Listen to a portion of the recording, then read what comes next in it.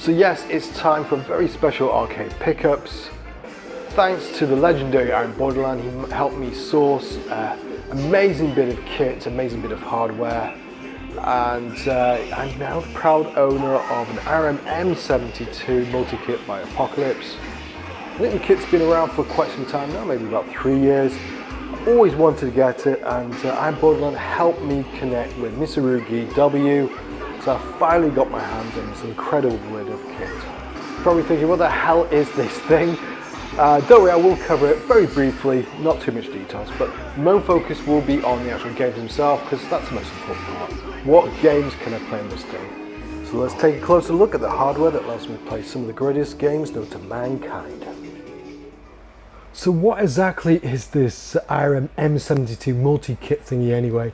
It's basically just a kit that allows me to install onto a M72 motherboard and gives me access to all the arcade games that came out on that actual bit of hardware, but also a couple of games as well that came out on very similar hardware to it.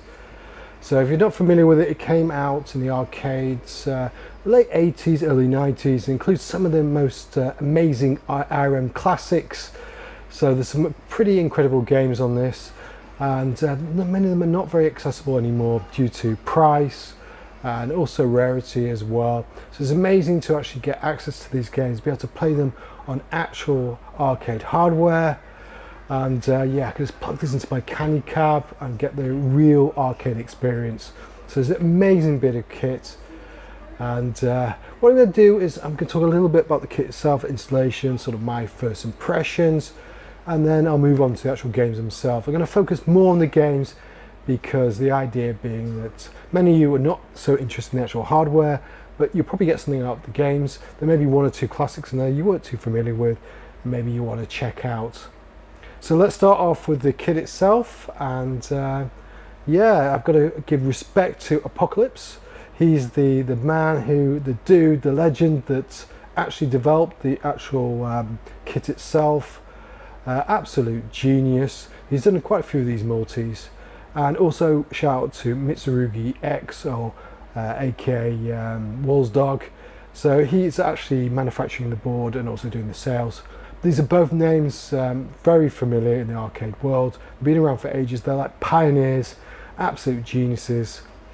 And even Mitsurugi-W, he actually runs arcade projects.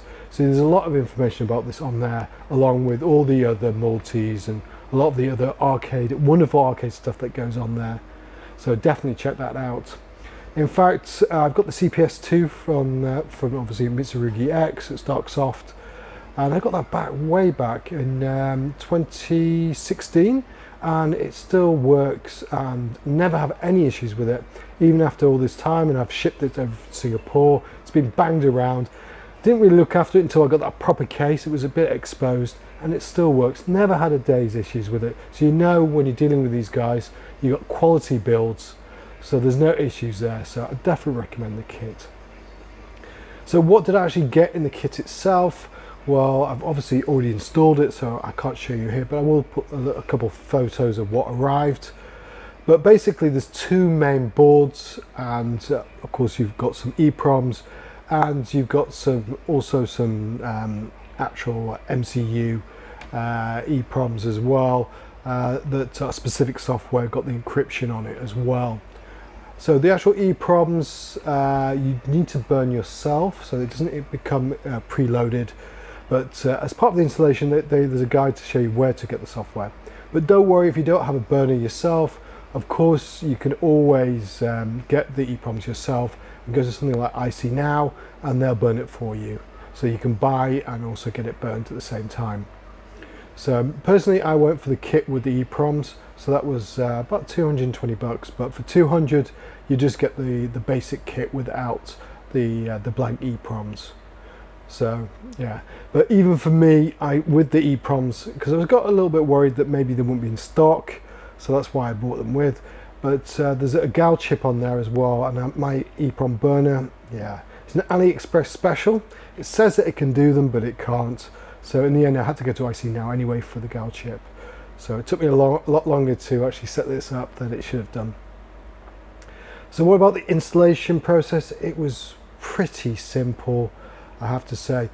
All you need to do is open up the stack, expose the bottom board, take out the original EEPROMs, put them away into somewhere safe, and just line up the two boards, and it's all in this installation. It tells you exactly how to line it up. But this is where I say you've got to be super careful because you don't want to bend those pins. I was absolutely paranoid that I was going to break something, so I did very slowly, just a little tap, a little tap, tappy. All you got to do is just tap it in, just tap it in. And yeah, and then the firm push down, and you're all good. I got it first time. I didn't have any issues, no pins bent. So if I can do it, anybody can do it. The only other thing you need to look out is you need to change some of the jumpers. So on a board like this, I think there's about 13-14 jumpers altogether. So you do need to check each one and follow the instructions. I only needed to change 3 of them. The rest were already correct to play this game. But it's really down to the donor board that you use. The other thing I need to note as well is probably the only gripe I've got with it as well is it comes with the little separators. So of course you see the top ones here, these are the original ones, but underneath where you've got the board, second board connected by this power thing, then you do need these longer separators which come with the kit, and they're a little bit thin, so it's a little bit wobbly. So I wasn't too impressed with that, but then again I'm going to probably get a case for this. I've seen a nice one on Arcade Project, so I'm probably going to get that if they're still doing them, just to give it a little bit more safety and really better presentation and look after this properly. The other thing you can get also in Arcade Projects is the dips. To change the games you've got to use the dips settings here, but you can get a Arduino little interface with a little screen. You can get that as well to change the games. Personally, there's only 13 games, so I'm not too fussed. So I'm going to stick with this little dips settings here. What else did I get? Well, I've got a little Walsdawg Arcade coin, which is pretty cool, and of course I've got his card as well, which you'll be if you're in the arcades, then you'll be very familiar with his little logo there. So that's pretty much it with the installation. It's really easy. What I'll do is I'll also put a link to a video of a dude that did the installation. Not that you need it because the guide is pretty straightforward, but if you're really interested you can watch that video, and he's also got links to other material as well that might help you. The other thing to note as well, which you'll see in Arcade Projects, is the fact that you can't use all the M72s. The R-Type you can't use, unfortunately, but all the details are there if you want to check it out. So probably the biggest problem you're going to get is to actually get the donor board. So if you're lucky enough to already have an M72, then it's all good for you. Then it's definitely worth getting this kit, especially for the money. But if you don't, it's going to get a little bit expensive to get the donor board. Some of these games are going up in price. You know, depending on which one you get, you know, it can be over $1,000. You just have to look around. Some games are cheaper than others. I was lucky enough to pick up an M72 from Alex Nintendo Arcade, probably about 6 months ago. I got his Image Fight. Of course, now he's Arcade Archives. But so thank you, mate, for selling me your board. So I really appreciate that, and it's getting a lot of use now, especially with this multi. So I've got to also give another shout out to an absolute top dude, is I'm Borderland. He helped me source this kit. So he got in contact with Mitsurugi-W for me, and they didn't have, I don't think he had that many in stock. Certainly had to wait a little bit for the EEPROMs. So he helped me up, so I really appreciate that, mate.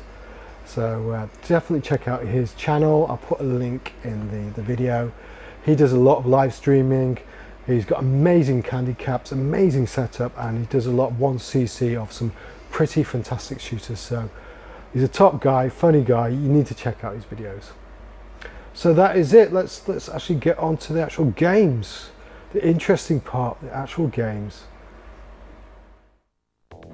Let's kick things off with an absolute belter, an absolute classic. And this is the first game I actually loaded up when I first did the install.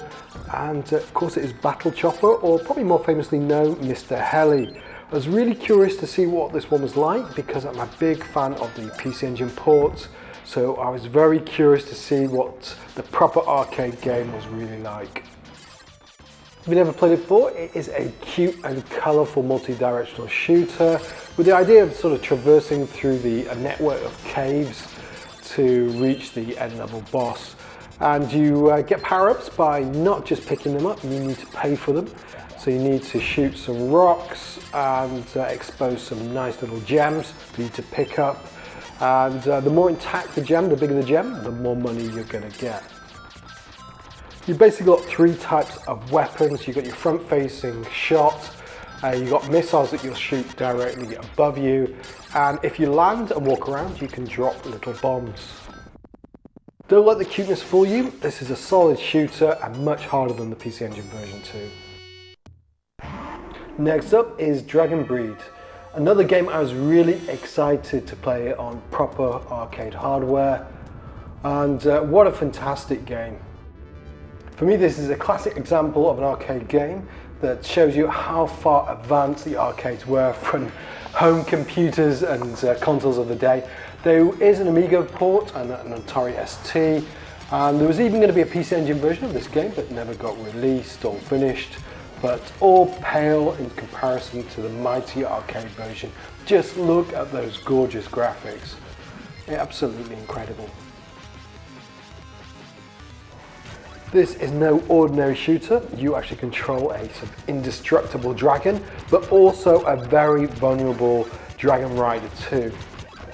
The idea is to protect your rider at all costs using your tail to flip round and protect the rider, and different upgrades will give you different sort of techniques on how the sort of tail flicks around. You give damage to enemies that way as well, and you can even dismount your dragon as well and go along the ground, pick up weapons, and then call it back when you want to get back on the dragon.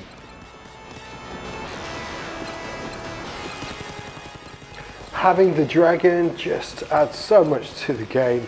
There's different ways you can play it, different strategies. You can either treat it like a normal shooter and just attack your enemy front on with normal bullets and the flame, or you can just use a dragon just to smash around the enemy and to use the tail to take him out. This game was one of the reasons why I wanted to pick up the kit in the first place. To actually play this game on real hardware is an absolute thrill. It really is an absolute privilege. And let's face it, there's no way I was going to be able to afford the PCP of this one. Or, it's far too rare, far too expensive. I can play the Mr. version of it, but it's just something about playing real hardware on a candy cab is an absolute thrill. Next up is Armed Police Unit Gallop, or AKA Cosmic Cop. This is another that I never played before, so it's very curious to give this one a go. I don't think there was any home console ports of this one. There may be a PC version out there, I'm not too sure. But it's set in the same universe as R-Type, but it's very much the black sheep of the family. The game has a very strange mechanics to it. You get to control the R11B Peacemaker, and the idea is you need to catch up to your end of level boss, kind of like Chase HQ, but as a shooter. Yeah, very strange mix there. You get to speed up your ship by moving left to right, so you're sort of basically speeding up the scrolling of the game. To be honest with you, it doesn't really have too much impact on the game. You can just play it like a normal shooter and get through to the game. I don't think there's too much of a timer as well. Well, I certainly didn't face any problems with running out of time. You have two types of weapons, which of course you can upgrade along the way. You've got your standard sort of shot that you've got normal shooters, but you've also got a sort of lock-on laser, which is limited, which overheats, so you can only use it for short periods of time, and then you need to let it cool down. Graphically an absolute stunner, but not one of Irem's best. Next up is a game that people probably didn't expect to start off life in the arcades, is Hammering Harry. This of course did get home console ports, and a lot of spin-offs too. I think the Super Famicom version is a slightly different game, but I think the NES is a straight up port. And many spin-offs going up to even the sort of PSP era. Very simple story. Your house gets demolished by some construction cowboy a-holes, and you basically go on the rampage to get revenge. You've got your trusty hammer to twat the hell out of everything, and even protect you by sticking up in the air to stop the objects falling on your head. Probably sounding like a broken record here, but graphically it's absolutely stunning. Just keep in mind when these games actually came out. This one came out in 1990, so back then Irem really were top of their game. They really know how to blow you away visually. Why not be the most interesting and the best game on the system? It's still a lot of fun. And especially if you like your sort of arcade platformers, definitely recommend this one. Got some interesting boss battles as well. Not too difficult, but still challenging. So I definitely recommend a few credits on this one, especially if you love the series already on the home consoles. Next up is another game that most people are more familiar with the PC Engine version. It is Legend of Hero Tomna. This kind of feels like Irem's attempt of doing a Ghost and Goblin style of game, but for me, it doesn't really hit the mark. It's very early run and gun, it was released around 89, and very simple concept, just going left to right, just entering different sections, and you'll find there's a locked door, so you need to find a key to be able to exit and get to the next section. Graphically, it's not one of Irem's best, and also the music as well, it will get a little bit irritating very quickly. I know there's a lot of people that love the PC Engine version, and I do too, but the arcade version is just too hard. So many enemies attacking you at once on screen, and they're constantly respawning, and you just feel very underpowered even when you've got your upgrade. Yeah, this is a tough game. You also need to get used to the floaty mechanics. Yeah, stick with the PC Engine version I think on this one, not Irem's best. Next up is yet another game that most people are probably more familiar with the PC Engine version, and it's a cracker on the PC Engine. It is Ninja Spirit. There's no way Irem wasn't going to include a ninja game on this hardware. We are talking late 80s here. Ninja games were all the rage, and this one is an absolute belter. As you can clearly see, it is a run and gun, and almost like a cross between a sort of Ninja Gaiden and Legend of Cage. But in typical Irem fashion, they have added a few mechanics to the genre that really make the game stand out, and adds quite a bit of depth and strategy to the game as well. First up are the weapons themselves. You're actually given all 4 weapons at the start of the game, which you can select at will. But be very careful because you can only upgrade them individually, so make sure you're using the weapon that you want to upgrade when you get the power-ups. You've got the powerful but very short distance sword, which can actually block projectiles, which is really important. You've got the actual shurikens as well, which are obviously for longer distance, which you really need against certain enemies. The other 2 weapons don't really tend to use, and that's the sickle, which is very similar to what you see in Rygar. It's a mid-range weapon, kind of powerful and blocks projectiles, but is a little bit difficult to use. Then you've got dynamite, which is a powerful shuriken, but you can only throw one at a time, so you can't really use that when you've got multiple enemies. Probably the most notable mechanic is the actual spirit or shadows you can pick up along the way, which mimic your every move. I think this is probably the first game that actually implements it, and it works really well. Add to the fact this is a very fast-paced game, and you've got a massive jump. It almost feels like a shooter than an actual run and gun. But the arcade version is extremely hard. You only got 1 hit and you're dead. Next one is probably a game people have heard of before. It's kind of famous, kind of popular. Yeah, R-Type. Yeah, this is the reason why I got the hardware. I absolutely love this game. I'll just let the intro play. I'm going to shut up.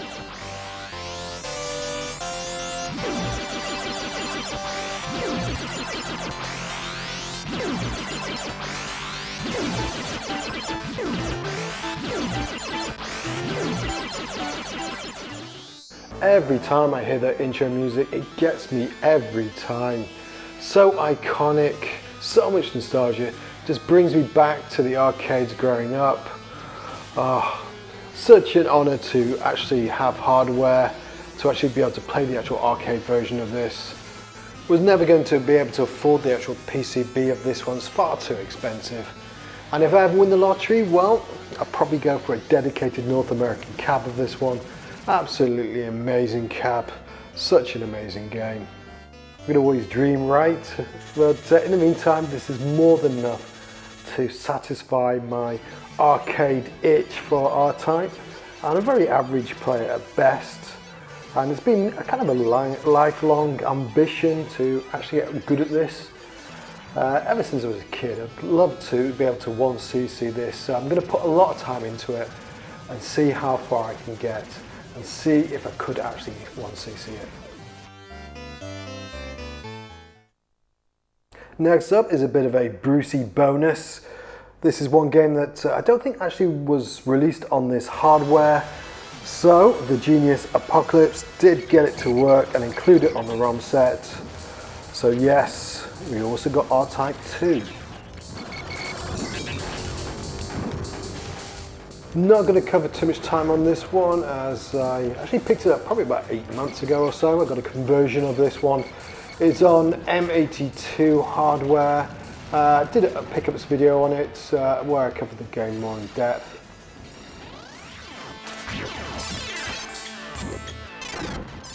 But the only notable differences is they've included a sort of charge attack, which is new to the second in the series.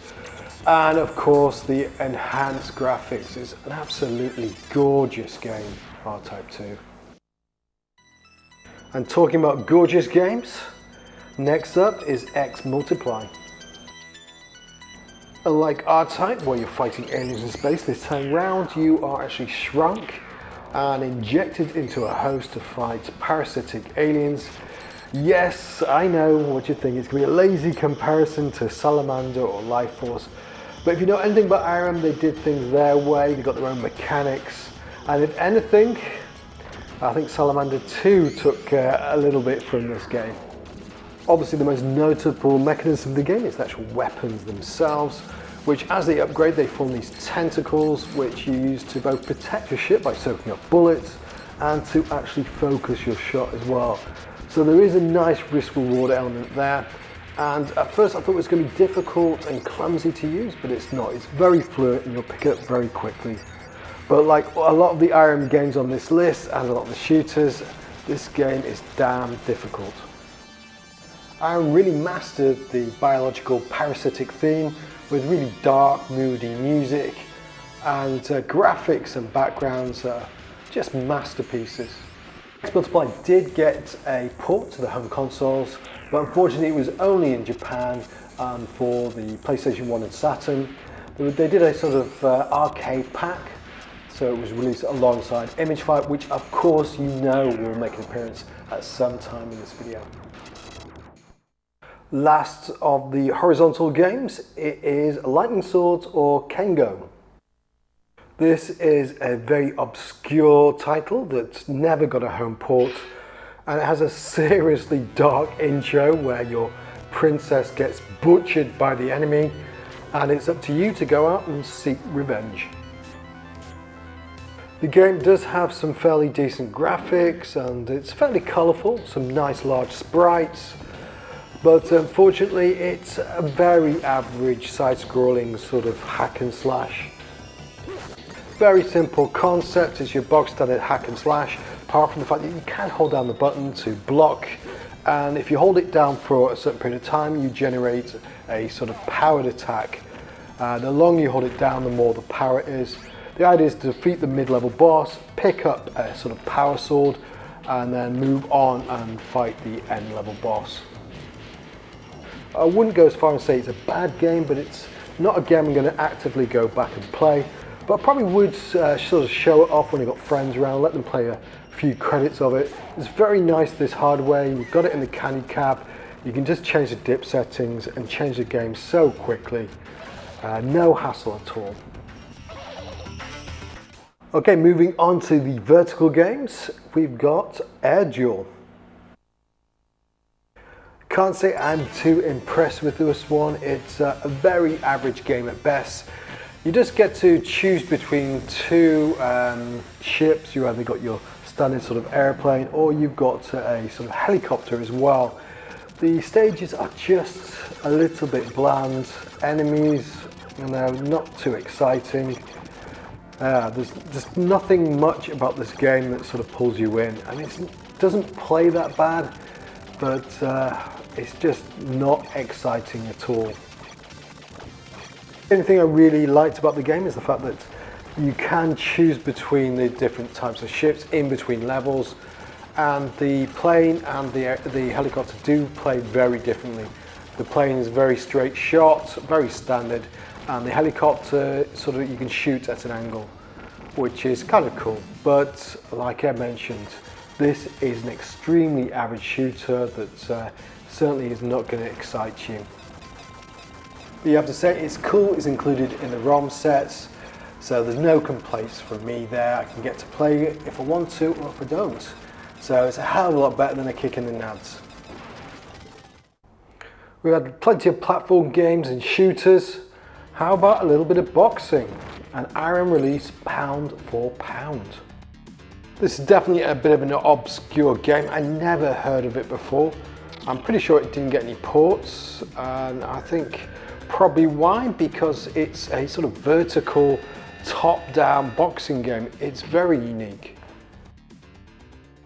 I have to say I really struggled with the controls on this one, and I wasn't really sure what I was doing. I was kind of mashing a little bit.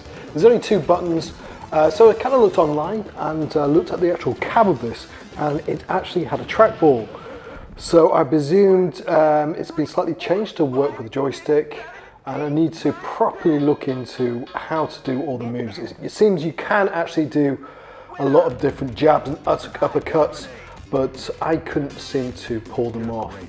So I managed to get past the first guy, but yeah, I got knocked out straight away by the second opponent. Graphically it looks great and it seems fairly fluent of what I can see, but yeah, the jury's out on this one until I can actually work out exactly what I'm doing with the controls on this one. You ain't nothing. You knew it was coming. Yes, of course, Image Fight would be on the ROM set. This is actually the last game, and yeah, it's one of the best games as well. I'm not going to go into too much detail on this one because, of course, it wasn't too long ago I picked this one up, probably about 6 months ago. Picked it up from Alex from Walsdawg Arcades. He was very, very kind to actually sell me his PCB, and I already covered this one. So I'll just give you a quick summary. It's hard, really hard. Pretty simple concept, not too much to it. You've got 2 buttons. One button will actually change the speed of your ship, so you can change it up to 4 different speeds, which is very important on some of the stages. I normally keep it on 3 and then reduce it when it comes to some of the boss battles, especially when you need to maneuver into tight areas. Worth mentioning the weapon system as well. You've got the main ship's gun, which can be upgraded to multi-direction, but you can also shoot capsules that will actually show some little pods, and you can connect up to 3 pods to your ship, and they have different colors. The red one will actually rotate with your ship, but a blue will be static, so you can get to choose based on the timing when you pick up the pods of what color you want to use and what loadout you will use. In typical Irem fashion, you've got beautiful graphics, amazing tunes, and it's extremely difficult. Probably one of the most difficult games on the hardware, and I'm not getting any better. I need to put more time into it, but first I want to put more time into R-Type. So there you have it. That's the Irem M72 Multi kit by Apocalypse. And it might not be for everybody, but certainly if you've already got the hardware, you've already got the motherboard, you definitely need this kit. Hopefully you got something out of the video, even if it was just maybe 1 or 2 classics there you weren't aware of, and now you can go ahead and check them out. They might even be on the new Strictly Limited Irem box set thingy that's coming out. A special thanks to I'm Borderland, and thank you so much for watching. Laters.